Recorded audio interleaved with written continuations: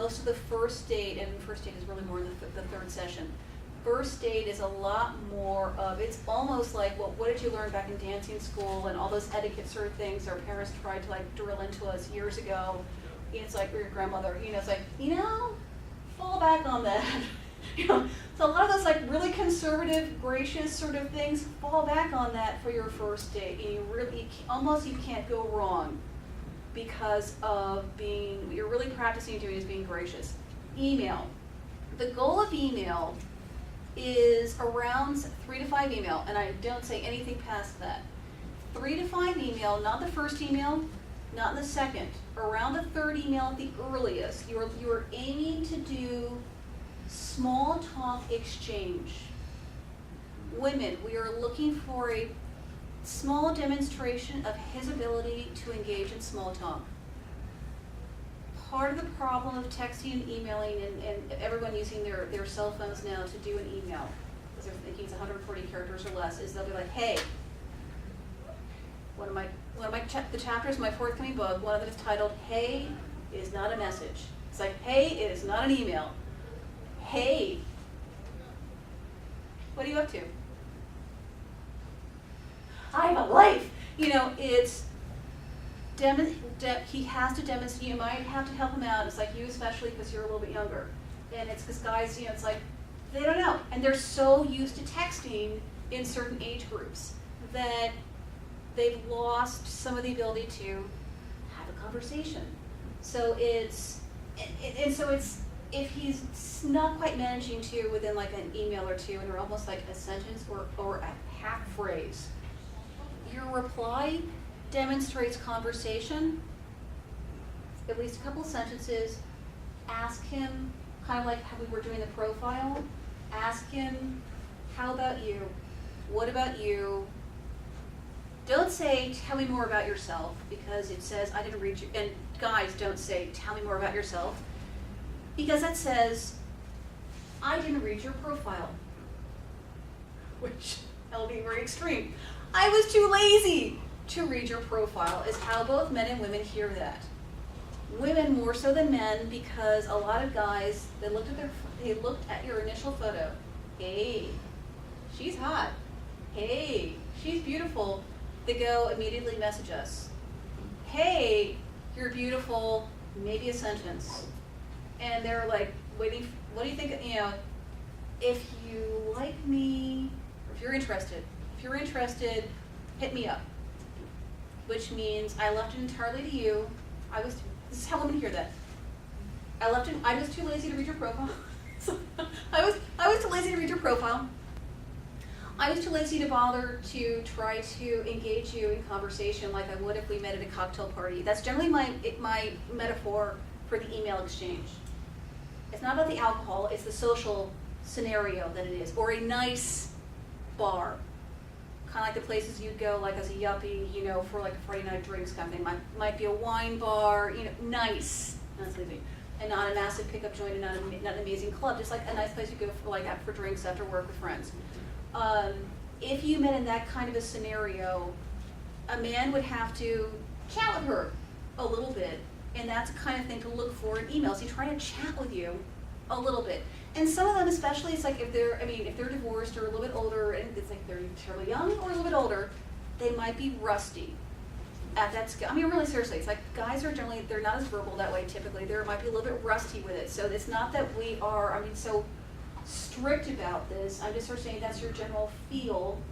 Look for small talk and be gracious and a little bit forbearing. Throw him a bone in the first email by offering him a question.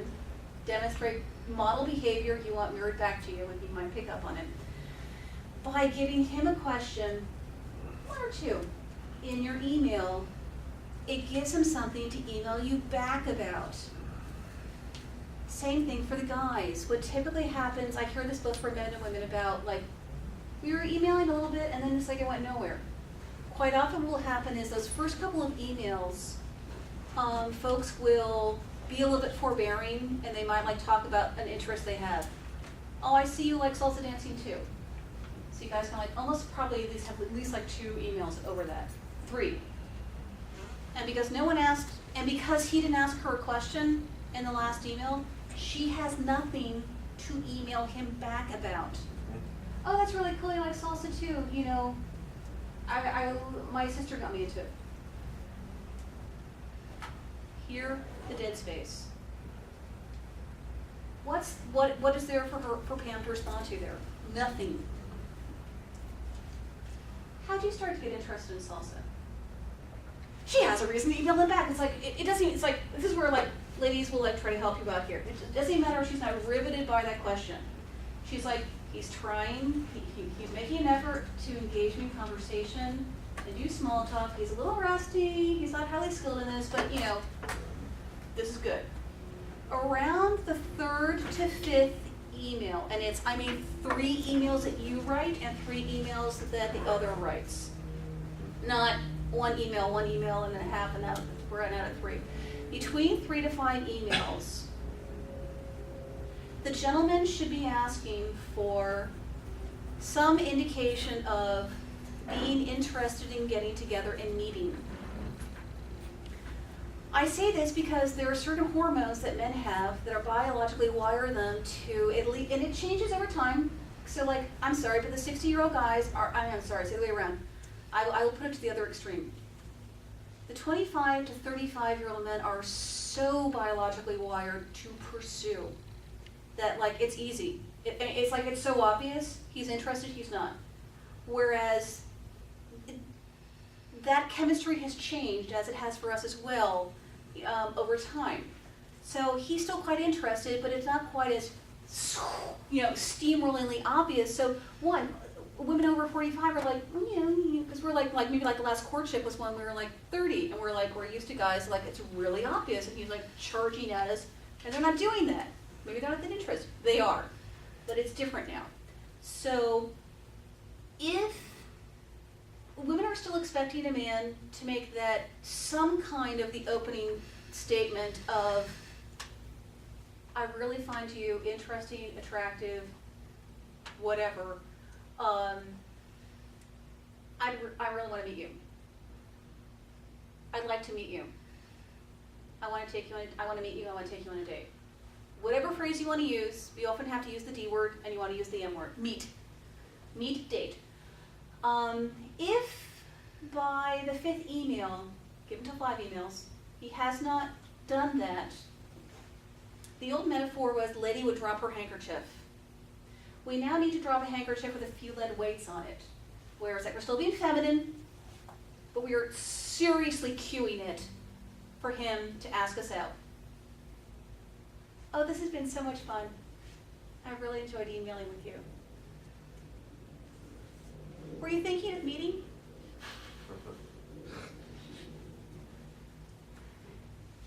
Because it's not really a hard ball in the tennis, like boom, you know, like with the tennis, but it's a handkerchief with a lead weight. Because you still cued it and left it to him to say, yes, did you want to meet? And ask you out. And in many ways, most men still want to be the one to ask us out. But in some ways, especially if they're rusty, are feeling like, no, she's really interested or not, you know, I can't tell, I'm afraid of rejection. So we might need to use a handkerchief with a little more of a lead weight to let him know we're receptive to his overture. And just before you go, because I know you're not going to be here next week, is this protocol is incredibly important. The gentleman gives his phone number first. The lady responds with hers. I know sometimes women don't do this. It's okay. I'm just. I just try to get the phone number. It's okay. It creates safety for her. Well, I know. And that's all. And I'm not, please, Gus, it's not like we're not all human. It's, you know, it's like, oh, okay, it's not to be super strict about that. Right. It's just general suggestion out of safety, and because I'm like, I don't want to get my phone number out there if I don't know this guy's phone number yet. Oh, and what I love, because the guys, I'm sorry, you guys are all named John, David. I can't tell you how many Davids I have in my cell phone. David, John. Back when it was Yahoo. It's John from Yahoo.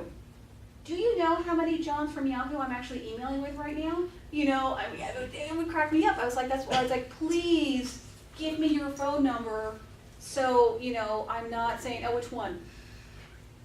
You know, or something like that. So it's also, really, it's for safety for her as well. So just in general, do that. And it's, if he hasn't, this is where we get to like another handkerchief. Oh, yeah, that would be great. What's your phone number? Feminine response is, oh yeah, that would be great. And you almost like say that way in your head, but you're like typing it. Oh, that would be great. And what's your phone number? He responds with his, you reply with yours. But it's, if he hasn't been asking that by about the 5th email, and you drop the lead handkerchief and he doesn't pick it up, Dump it. just that's it. Because I don't care why, unless it's my mother died, my father died, you know, unless there's that, and they'll come back a few weeks later with like, something happened. Which could be forbearing, but it's like basically it's don't keep nursing along. They're like starting to email you and like continue to chit chat, and they didn't ask you out yet because now they want to be online buddies, and that's not what we're here for.